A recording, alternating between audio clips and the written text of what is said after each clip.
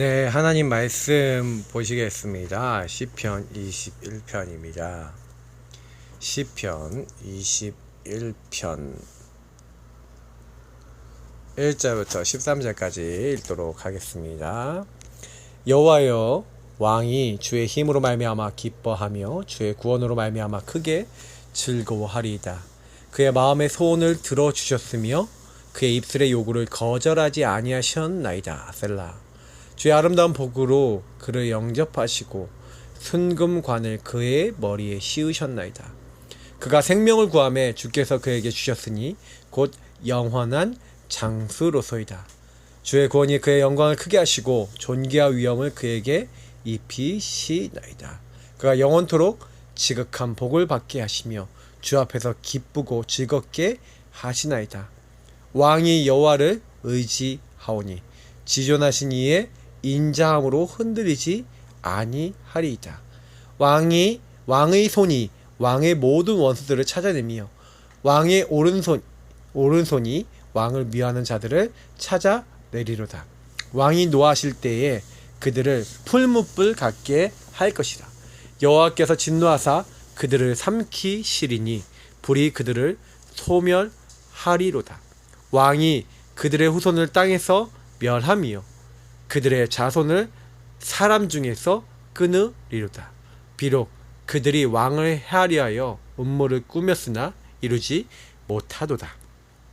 왕이 그들로 돌아서게 하며 그들의 얼굴을 향하여 활 시위를 당기리로다. 여호와여, 주의 능력으로 높임을 받으소서.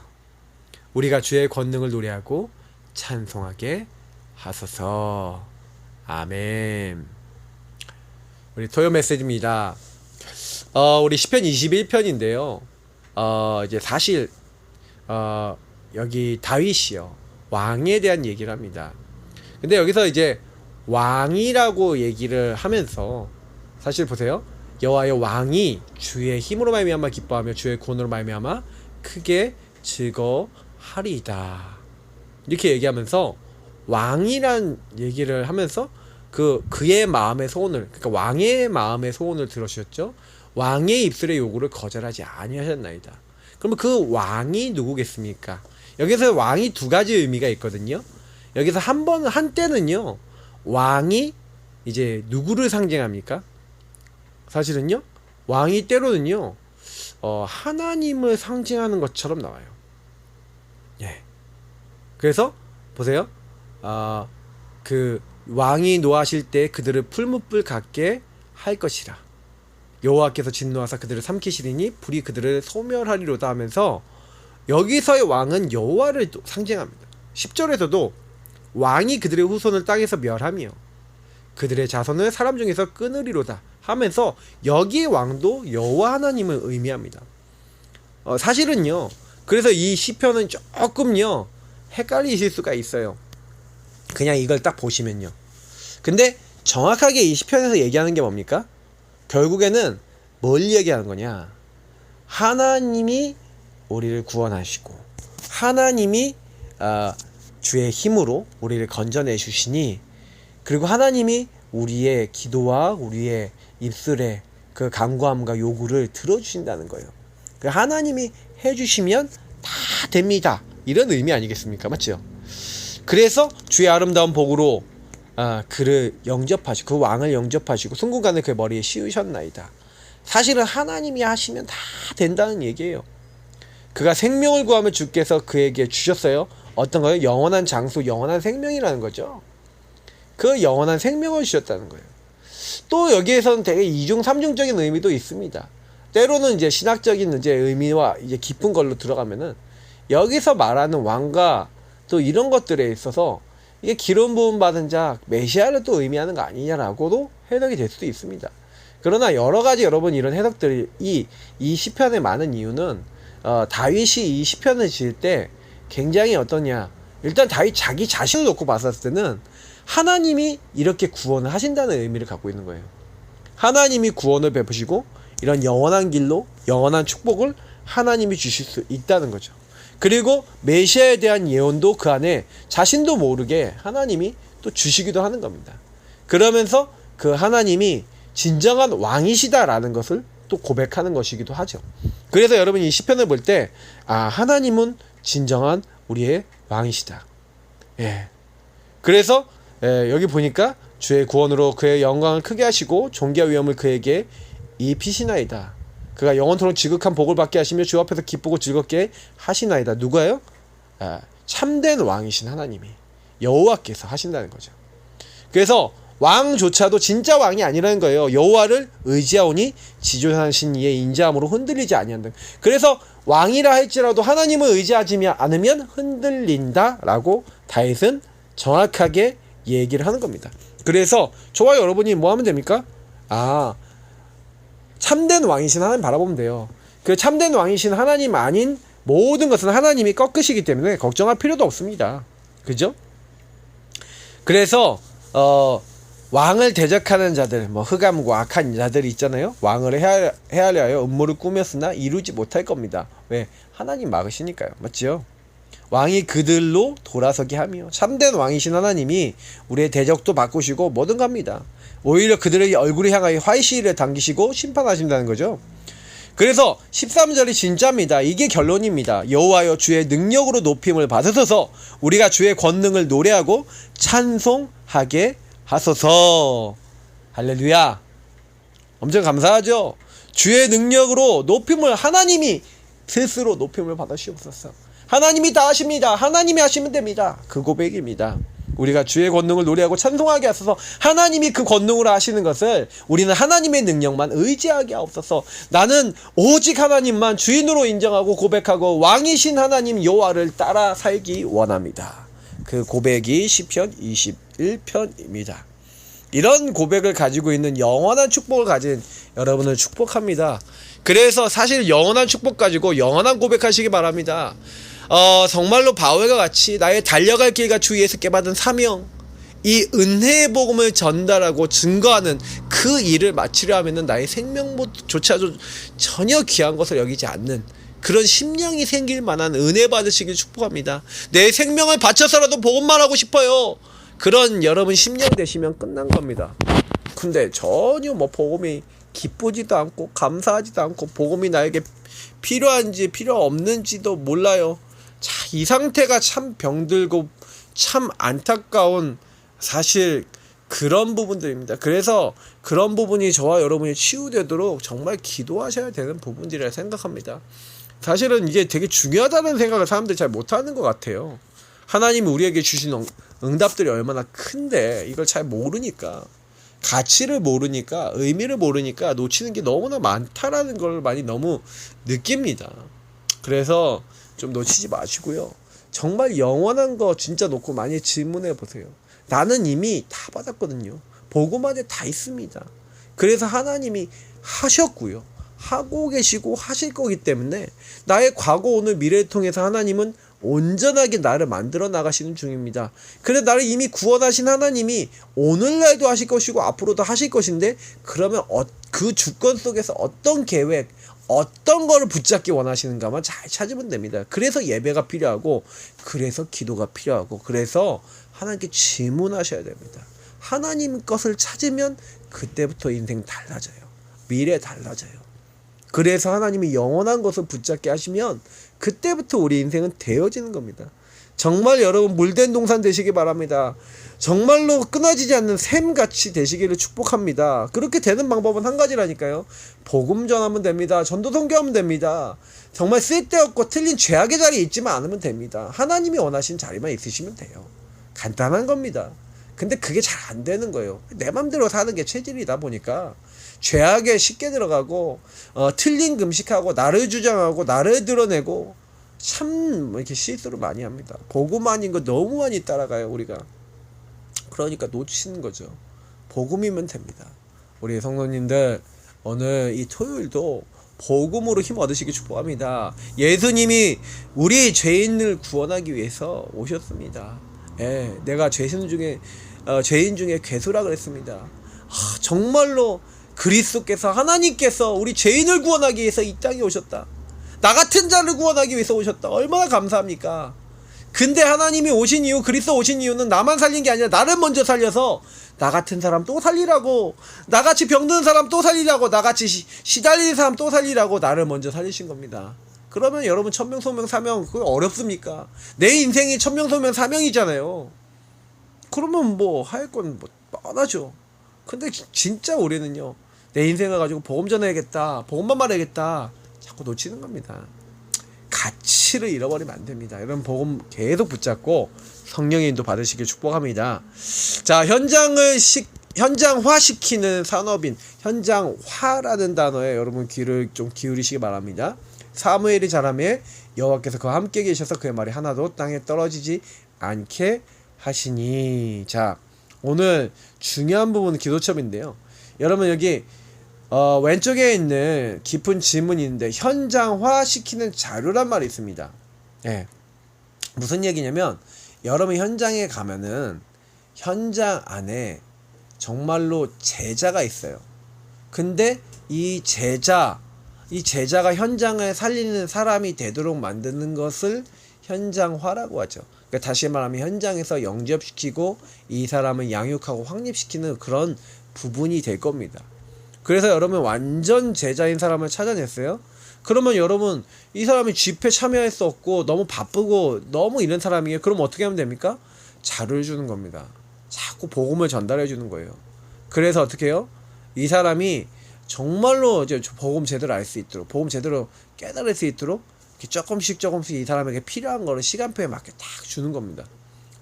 그래서 사실은요, 자료 여러분 잘 활용하시면 됩니다. 그러니까 현장화하는 제일 좋은 방법은 뭐냐면 현장에 맞는 걸 주면 돼요. 시간표에 맞는 걸 주면 돼요. 그게 이제 여러분 조금만 세심하게 하면 됩니다. 복음 받고 하나님 앞에 오는 거는 뭐예요? 복음 메시지 자료 듣고 뭔가 충격받고 딱 그렇게 한 다음에 복음 앞에 돌아온 경우 되게 많거든요. 그래서 여러분 자료 되게 중요해요. 제가 요 근처에 우리 지역 근처에 자료만으로 부흥되는 교회 있잖아요. 예. 그 우리 모시기 교회인데 이 교회는요 자기 교회 주보를요 자료화 시키고 작품화 시켜놨습니다. 그래서 그거를 한 주에 수만 장 이상, 수십만 장 뽑습니다. 그래서 지역 곳곳마다 막 뿌리고 돌리고 사람들에게 전달했어요. 그걸 너무 많이 하니까 이제 소문나서 그 교회에서 못 돌리게 할 정도로. 근데 이 교회가 이거 딱 돌리는데요, 그거 보고 많은 사람이 그 교회 갔어요. 왜냐? 헌금 너무 깨끗하게 하고 선교 너무 깨끗하게 하고 여기 사람들이 이미지 너무 좋아요. 깨끗해 보이고 좋아 보여. 교회에 염증 나고 목사님들에게 염증 나고 목사님들이 돈 맘대로 쓰는 것 같고 목사님들 자기 이익만 챙기는 것 같다고 느낀 성도님들이 거기로 많이 갔습니다. 그래서 사실은 교회가 부흥이 됐죠. 근데 그게 교회 부흥이라고 실질적으로 할 수 없지만 근데 이 사람들은 자료를 활용했어요.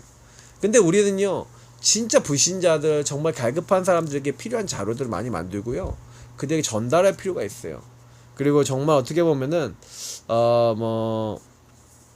친구나 우리 이렇게 중요한 이제 집회, 핵심 예배나 이런 거 갔다가 복음을 알게 돼서 내지는 친척이나 가족을 통해서 복음을 들은 경우가 많다고 하는데 복음을 여러분 상대방이 듣도록 어쨌든 간에 뭔가를 이제 가지고 있어야 된다. 이제 이런 부분이죠.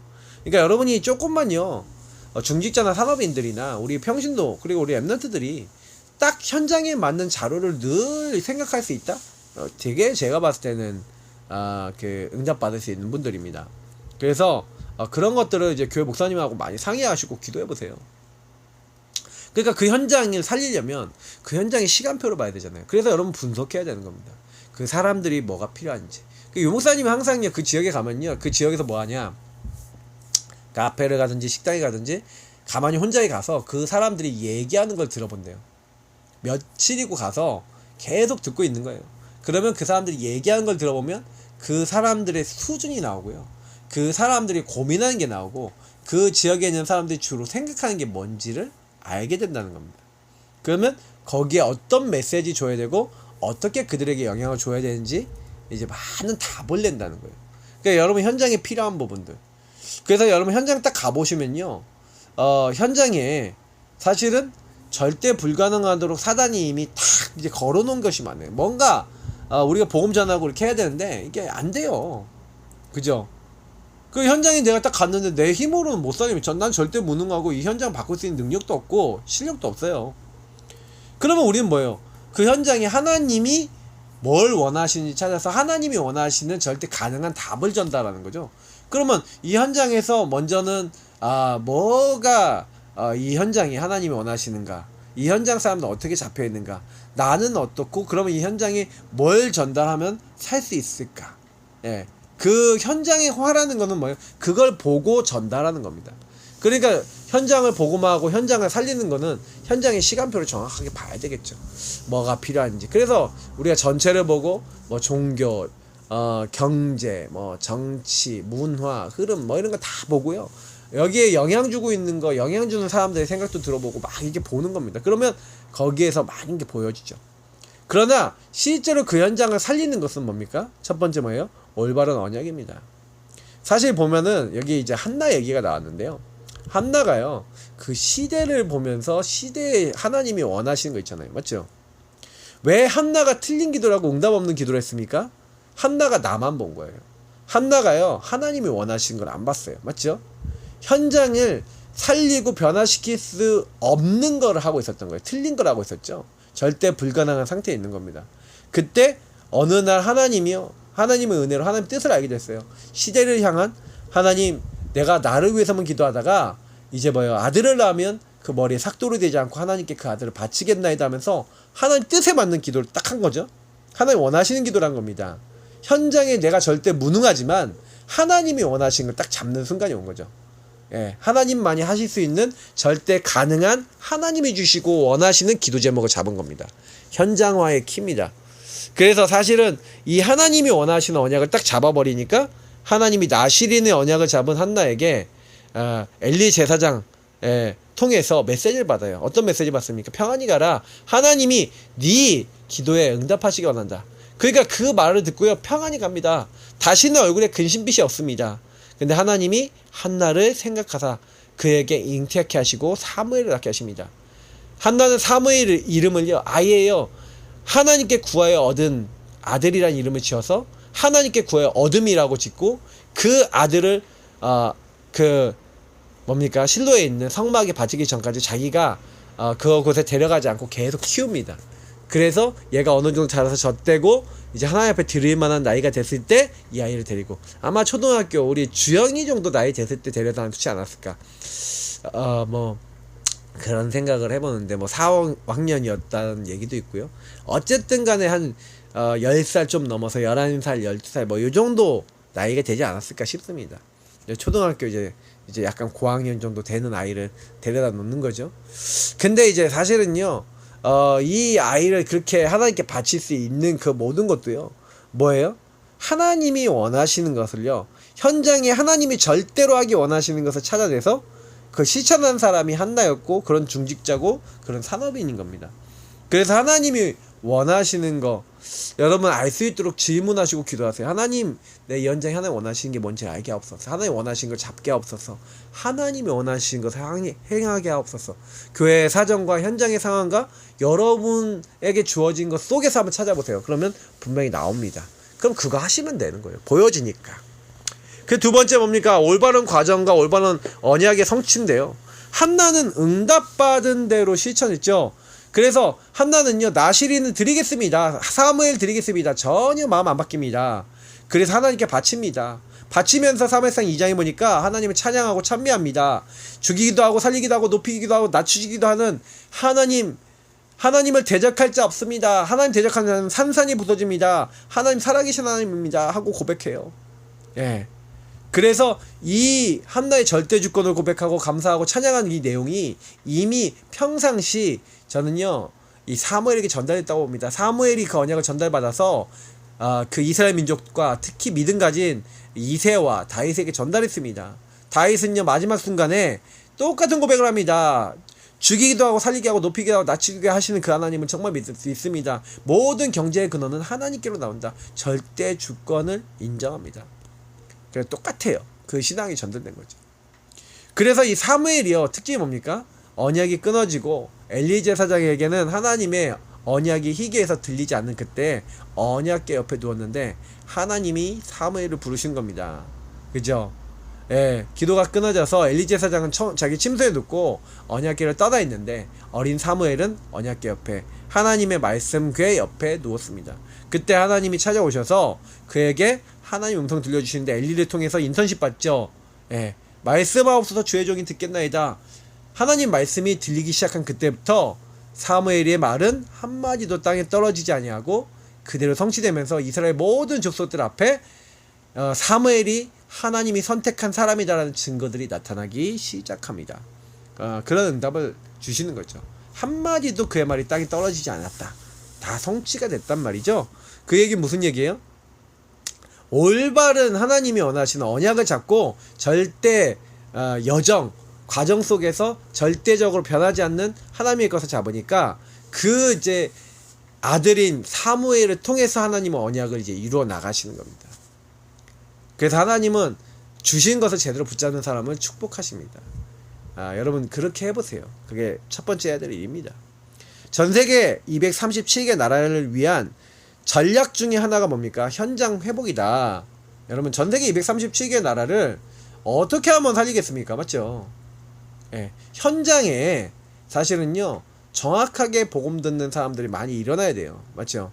그러기 위해서는 현장 대상에 맞는 분석 제대로 해야 돼요. 현장 시설 뭐가 있고 이 지역 사람들은 어떤 게 부분이 문제가 있고 어떤 흐름이 있고 뭘 도와야 되고 이런 거 정확하게 봐야 거기에 시스템도 세워질 수 있습니다.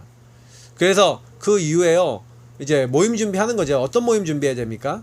그래서 앞으로 이제 여기서 전도 운동이 일어났을 때 계속해서 지속할 수 있는 사람도 찾아내야 됩니다. 그래서 현장 제자를 먼저 세우는 겁니다. 지속할 제자 그리고 사역할 사람 그 이 지역에 복음 필요한 사람 다 찾아내는 겁니다. 찾아내고 거기에 필요한 제자를 투입해서 그 제자를 중심으로 그 지역에 시스템 세워질 때까지 계속 캠프도 하고 그리고 계속 전도도 하는 겁니다. 그렇게 됐을 때 사실은요 이때 제자 나왔다 또 다른 제자 나왔다 그러면 어떻게 하면 돼요? 그 제자가 지속적으로 하나님 말씀을 받고 훈련받고 준비되어질 수 있도록 이렇게 정확한 자료와 훈련 안내해주고 응답받도록 그러니까 한마디로 개인화 시켜주라 이 말이에요. 그 사람은 케이스 바이 케이스겠지만 저는 어쨌든 우리 교회에서는 개인 양육과 그리고 개인 양육과 현장 그리고 그 안에서 말씀 사모늘과 실제로 이 네 가지 우리 교회에서 하고 있는 이 훈련들 통해서 개인화 하는 걸 저는 중요하게 생각합니다. 그렇게 해서 이 사람이 복음 제대로 깨닫고 복음을 제대로 누려서 다른 사람에게 말할 수 있는 증인이 될 수 있는 단계까지 갔다 그러면 이제 현장화됩니다. 현장화는 뭐예요? 그래서 중요한 제자를 그 현장에 사는 예배한 제자를 찾는 겁니다. 그러면 이제 그런 중요한 제자를 누구에게 붙이겠습니까? 내가 먼저 이 부분에 결론 나고 이 부분을 증거하고자 하는 사람에게 붙이시겠죠. 그래서 우리는 먼저 이렇게 응답받으면요 나머지는 다 따라 붙습니다. 그래서 오늘 토요일 메시지 기억하시면서요 나는 어마어마한 축복 이미 다 받았어요. 시편의 말씀 기억하시고 오늘의 말씀 기억하시면서 그리스도께 감사하고 오늘도 복음으로 충만하며 하나님께 영광 돌리는 기도 속에서 승리하는 귀중한 토요일 되시기를 예수님으로 축복합니다. 감사합니다. 하나님 오늘도 말씀 주시고 기도하게 하시고 언약 주신 거 감사합니다. 그리스도 충만케 하시고 정말 우리에게 이미 그 참된 왕이신 하나님을 정말 높이고 그 하나님 모든 거 하신다는 확신을 주시고 이제는 영원한 일에 쓰임받는 제자가 되게 하셔서 또 다른 제자 세울 수 있는 개인화된 또 제자화를 개인화시키는 하나님의 사람 되게 하심을 감사오니 의미와 가치를 알고 내가 할 수 있는 부분을 감당해 나갈 수 있는 복음의 사람 될 수 있도록 내가 먼저 올바른 언약 잡고 올바르게 실천하고 내가 먼저 언약 안에서 결론 난 그래서 그 언약의 성취를 맛보고 또 그것을 전달할 수 있는 하나님의 사람 되게 하여 주옵소서. 감사하며 주 예수 그리스도의 이름으로 기도합나이다. 아멘. 네, 감사합니다. 오늘